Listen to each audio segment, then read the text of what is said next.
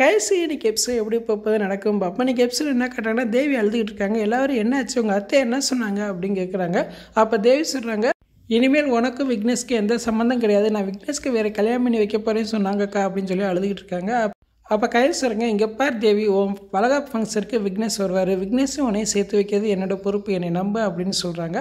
இதை கேட்டு கொஞ்சம் தேவி சமாதானம் ஆகிற மாதிரி காட்டுறாங்க.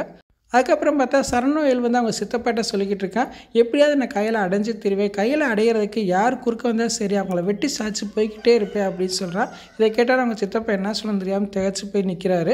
அதுக்கப்புறம் பார்த்தா கையில் எழிலையும் பெட்ரூமில் காட்டுறாங்க. அப்போ எழில் வந்து கையில் பார்த்துக்கிட்டே இருக்காரு. அப்போ கையில் கேட்குறாங்க, எதுக்கு இப்படி இப்போ பார்த்துக்கிட்டே இருக்க அப்படின்னு கேட்குறாங்க. அப்போ எழில் சொல்கிறாரு, இப்போ உன்னை இறுக்கி அடைச்சி முத்தம் கொடுக்க போகிறேன் அப்படின்னு சொல்கிறாரு. உடனே கையில் வந்து வெக்கப்பட்டு ஓடுறாங்க.